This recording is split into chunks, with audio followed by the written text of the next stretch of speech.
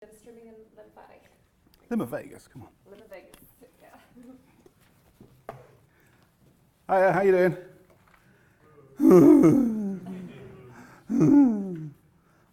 Can I just say, if you missed Steve McCulloch's talk before lunch, you missed a great talk. Thanks, mate. It's fantastic. Seriously. Right then, data streaming in Limavady.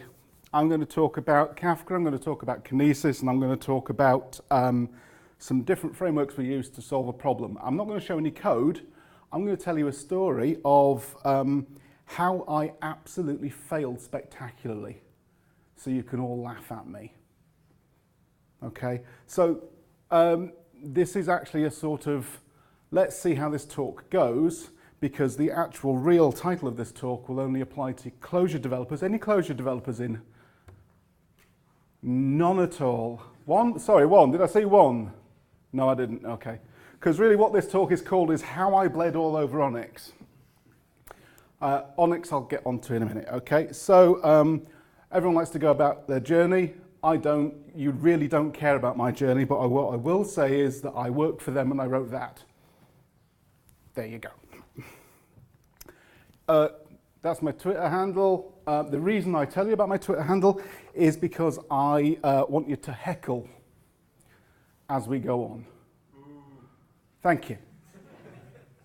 Who said that? That was Bolster. Of course it was Bolster. Okay, so July last year, I was in a meeting. I was in Limavady. I live in Limavady. I know the accent doesn't sort of reflect that I live in Limavady, but I live in Limavady. And I was actually delivering training to an incredibly stupidly large company that we were doing some cluster Kafka work for. And they came up with this question halfway through the conversation. It was actually a project manager that came up with the question.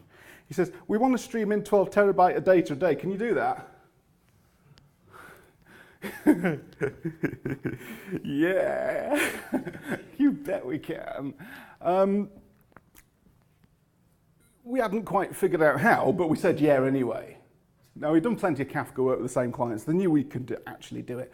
What they were actually arguing with me about, though, was, well, we could do it in Kinesis, which is Amazon Web Services streaming platform.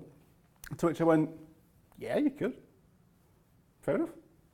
I said, or you could, use this thing called Onyx. To which the developers went, oh, I'll have a look at that. Fair enough. So, and that was that. That was the conversation. And it went quiet for 6 months. I thought, well, we didn't sell that very well, did we? Right, okay.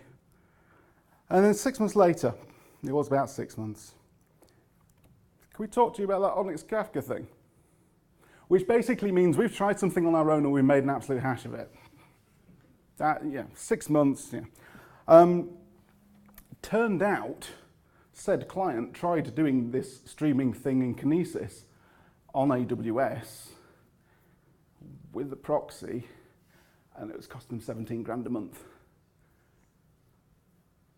Big data costs a lot of money. It's the one thing people don't talk about when they talk about processing AI and streaming. It costs a lot of money to do when you start doing it at scale.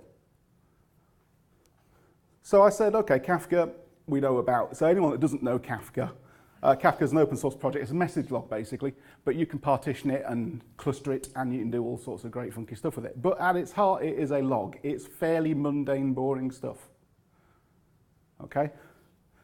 Kinesis is AWS's version. Works just as well, but you don't get as much tuning out of it. You can't go in and start playing with the internals like you can with Kafka. But I'll get on to more of that later. So when people start talking streaming applications, what you usually see is this, which is, here's my input log, a consumer and an output. That's a streaming application, which is true. It is a streaming application. It does not go into the detail of what absolute hell you are going to encounter in a streaming application. So when people draw this diagram, they do this smiling, going, present this back to their bosses and say, we've done it and we're all really happy. Look, here's 3 happy people. That was a good morning, that. I can also guarantee that the 2 people in the slide were sober. because it was before 10 o'clock in the morning when that was taken. So I suggested, yeah, we do this in Kafka, and we use this thing called Onyx. Now, Onyx is a distributed computation platform written in Clojure. That you really don't need to know about, but the important bit is it has a great plugin architecture.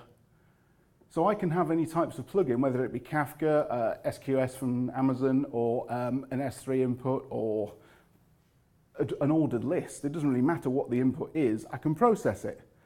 And I can use a DAG, a direct acyclic graph, as a workflow. So I come up with a consumer that looks like that. Fair enough. So I've got data going in. The next step is I want to actually unzip it. Then I want to add a UUID and a timestamp to say that this set of data got processed. And then I'm going to split out. I want to find the minimum value of this data set that's come in. And I'm also wanting to save both those outputs to Amazon S3. Basic?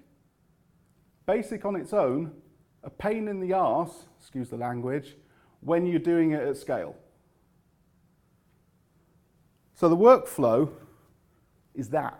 It looks simple. It looks deceptively simple because the workflow is simple. In add fields, dump it out to S3, add fields again, find the minimum value, dump it out to S3. Simple, yeah? This is where it starts getting interesting. The Onyx peer system, it's masterless, so it just runs on peers. Okay, and I need 8 peers. I've got 3 peers going for each Kafka partition. I've got 3 partitions. I've got my input task, which takes up 1, assign the date and the UID, which is another one, write the raw data to S3, which is another peer, find the minimum row value and find the minimum value and write it to S3. So I've got 8 peers there, and they are then becoming essentially their own applications. And they all come with their own set of criteria about when they're going to live and die. And this is where it gets interesting. So we sat down and we planned it all out. We thought about the infrastructure we're going to put it on. Paddy Carey's looking at this going, is that it? But to be honest, for this kind of system, to test it, this is the way to go. It's actually quite beefy. I mean, if you totted all that up, it's a couple of grand a month just to get the basics up and running with the amount of throughput that we're looking at. And when I say throughput, I'm talking 160 million records a day. And they're files, they're not lines, they're files. So we could multiply out that between 2 and 20,000 lines. We don't know what's coming in. That is also effectively what killed it. But that's a conversation for later on. So that's how it's made up. That's how it looks. So Kafka topology. So what we've got going here is on the public servers, I've got an Nginx which acts as a reverse proxy. That goes into an event log. Event log is a Mastodon C application which basically is a web endpoint, and it takes in the HTTP call with the data and it converts it and shoves it through to a Kafka partition producer, and that writes it to the log. At one time, that never existed in Kafka. If you look at Confluent Kafka, there is a REST API interface for it now, but not in the Apache release. So we've got 3 brokers running, and the topic has got 3 partitions. Therefore, I've got 3 consumers running, and they all go to a single S3 bucket. I could go to 3 separate S3 buckets. Doesn't really matter. So with all that in mind, let's build it. We built it. Built it really quick. Didn't take that long to put together. So I went back to client went back to data supplier, and they said, well, tell you what, we'll stick through 1% of the production volume, which sounds like nothing. It's about 8,000 files a minute, which sounds like nothing until you uncompress the files. And it was working, stuff was going to S3, tell the client the good news, which is great. 2%, let's up it to 2%, we said. We're confident. It'll be good. It was. Then we hit 5%. And it fell apart. And the thing is, we couldn't figure out why it fell apart. Check the documentation of Onyx and all that malarkey. And it turned out that we were pushing Onyx about as far right on that graph as we could go. We'd pushed the actual framework way beyond what it was capable of, and we didn't know. But the thing is, the guys that wrote the framework didn't know either. So we're now in new territory. And I'm scared. Because we can try and fix it, which is what we did. But essentially, I've just pushed Onyx for standard deviations to the mean. And I'm really on silly ground here about what I can possibly do. So we started looking at things. We started looking at the Docker containers. We ended up having to shove the Docker containers up to 10 gig for a single container just to handle the load. But what you have to take into account is what's actually going on the Onyx framework. So the rule one here is know your framework. So Onyx uses a binary transport protocol called Aeron, which is written in Clojure. It is fantastic. If you want to learn the Clojure language, go look at the Aeron code. You will learn the Clojure language in the best possible way. The buffer size of Aeron was determined by a batch size and the segment size and the number of connections going through the Onyx framework. No one knew about this. It wasn't in the documentation. It took a 2-hour conversation in a Slack channel with the 3 guys that made the framework. Bearing in mind these guys have been funded as well, you know. So they sat down with me and we went through all of this, and that was fine, but it still wasn't really answering the question of why it's dying. And then someone flipped it round and said, well, hold on, the segment size is the term buffer size of Aeron divided by 8. I said, where did you get 8 from? And he says, oh, we just thought of a number and it was 8. Okay, fair enough. But what I'm now having to do is increase this Aeron buffer size to 1 gigabyte just to be careful and sure that I can process what's passing through. Back to Onyx, every peer, every one of those 8 elements has its own life cycle. Therefore, it has its own heartbeat. There's a heartbeat monitor within the peer, and if it dies, the rest of them die.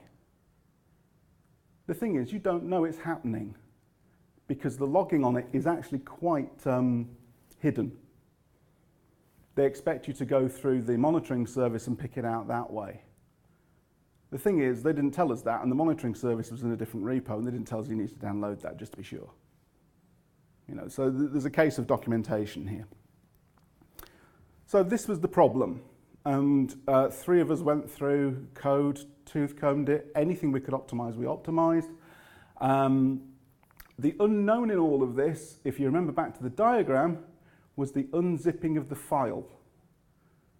Now, Kafka is a message bus, really. It's not file transfer. It's not designed to transfer files. These files were anything up to a megabyte big. They were getting uncompressed. They could be anything from 1 megabyte to 1.5 gig, depending on the rate of compression. So you don't know what's passing through the system. There's no way you can sensibly measure it. And that's what the problem was. We had a bunch of unknowns. So I do what any developer does who likes alcohol. We had friends over for dinner, and my wife was entertaining her friends, and I said, I'm just going to disappear to my office and think. I did it in that voice as well. So 2 things happened. That Friday night, 2 things happened. First of all, I watched 12 Days of Christine and cried. If you haven't seen 12 Days of Christine, please watch it, it's excellent. And then I rewrote the whole thing, Kafka Streams. I ditched Onyx, and it pained me to ditch Onyx because I was a big advocate of it. And if you've seen any of the blog posts that I've done, there's quite a lot of blog posts on Onyx. But at this point in time, and we've got a client that's wanting to up the ante of the amount of data that's coming through the system, because they're getting quite excited that this is working. Yeah, I haven't gone back to them and said, it's dead. So I rewrote it on a Friday night. The nice thing is, within the Clojure language, the functions are basically data in, data gets processed, data out. That's the Clojure, okay? It's a functional programming language.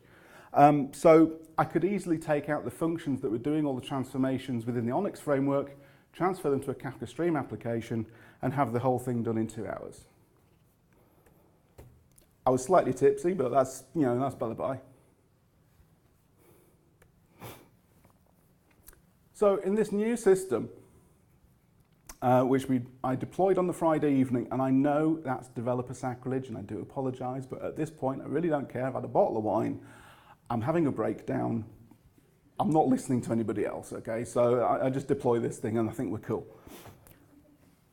So we've gone down from 10 gig in a Docker container to 2 gig, okay? That's good.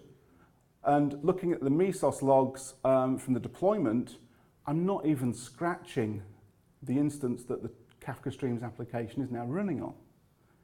But the data's flowing through like nothing. This is great. So I thought, right, I'm going to leave it.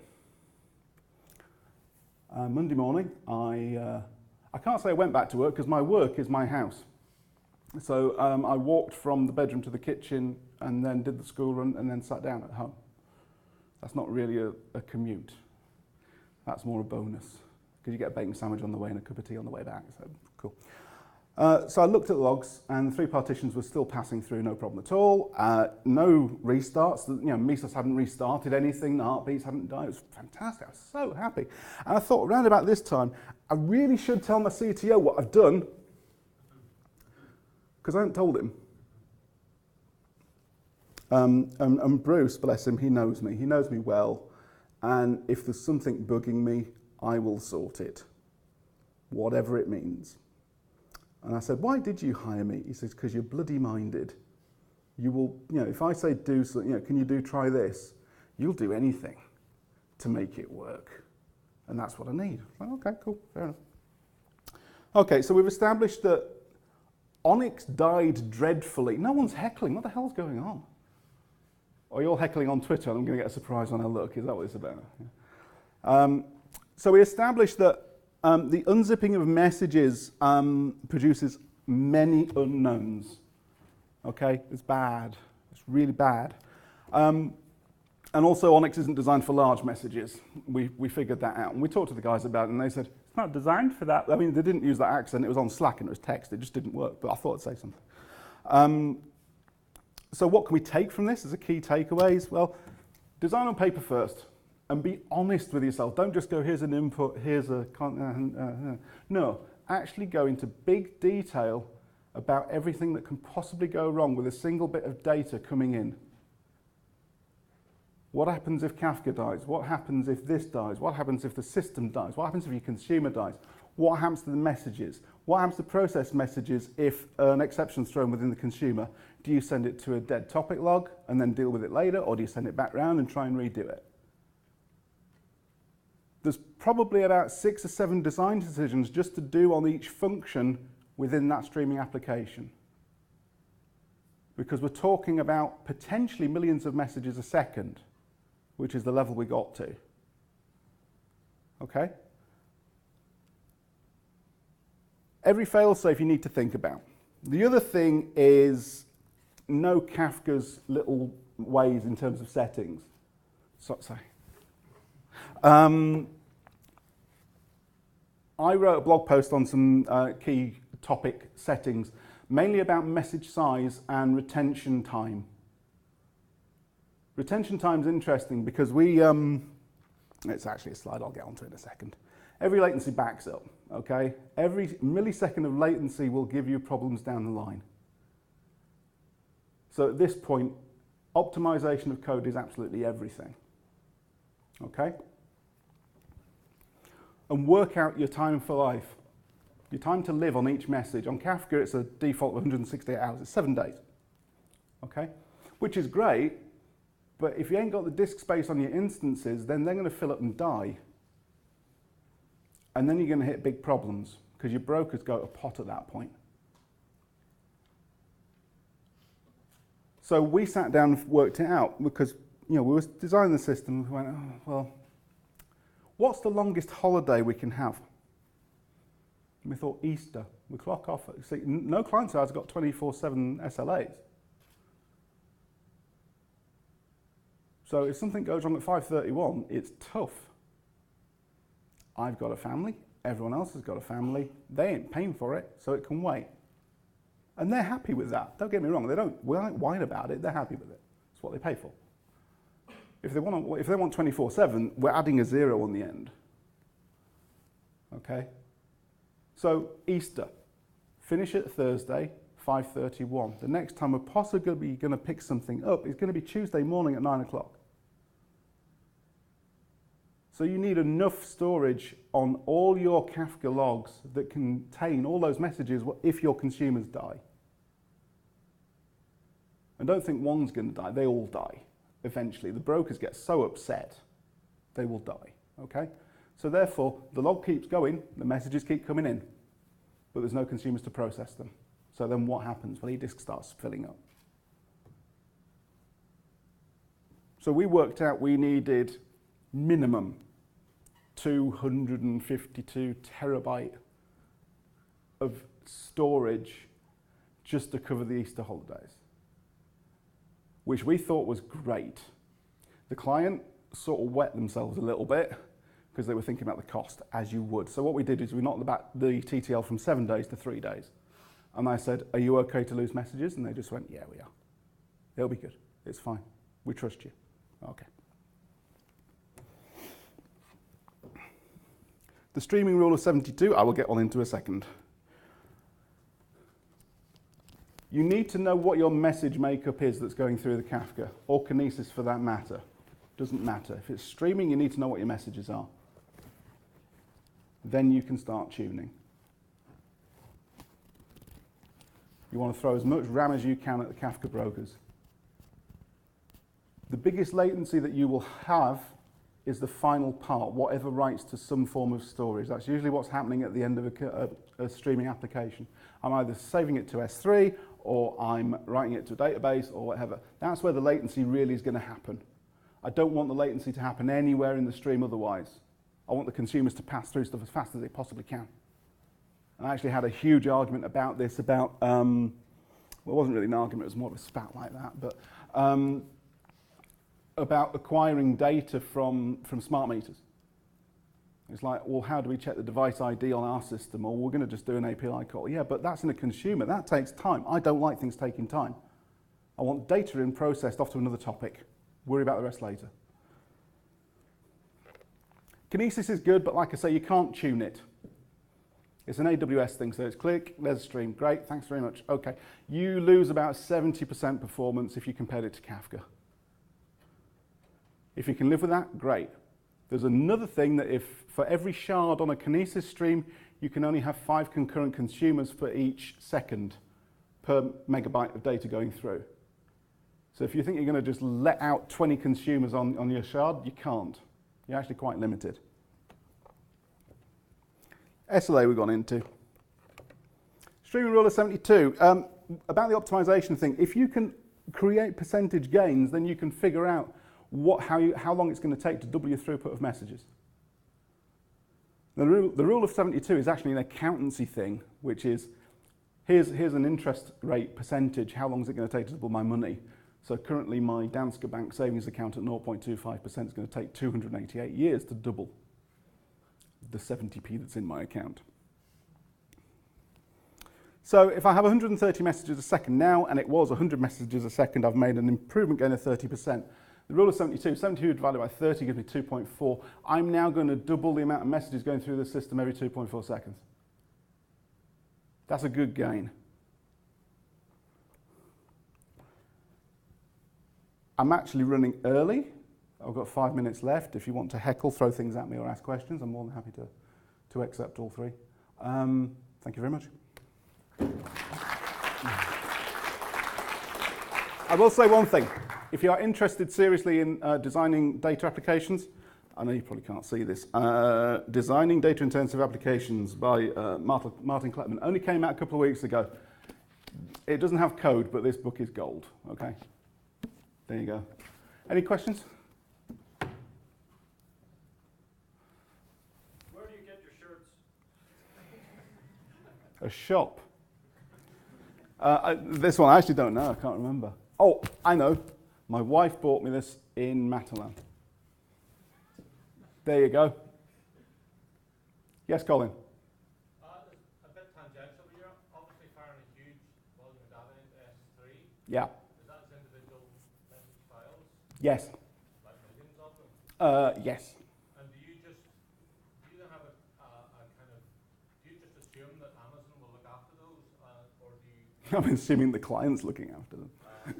Somebody back that up. I'm just kind of curious Yeah. at scale, is that then backed up into replica? Client in question was then downloading them on a daily basis and then pushing them through Spark in their data science team. So, I mean, they on the output of the consumer, so Clojure uses a library called Amazonica for writing to Amazon services. As long as you say what the bucket is, you can then write a path as a text string and it will create the path for you. So we were doing it on a date and an hour basis. So basically we had the whole tree of files based on date and hour. And that seemed to work for them, so they were happy with that. Presumably that is running continuously. Is it running continuously or in batches? If it's running continuously, then their process must run at the same speed? Yeah, it was running continuously.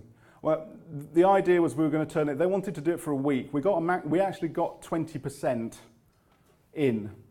And the client turned around and said, we've had a change of heart, we're going to just reduce it to certain searches. And it's like, yeah, that's okay, that's fair enough. And we'll do it for a week and then we'll see what we can enrich out of it. It was an experiment on their part, it was an expensive experiment. They could afford it. I mean, they got acquired for £500 million, but you know, they can afford it. So they were literally pulling down that data daily. But I understand what you're saying, yeah. Ladies first.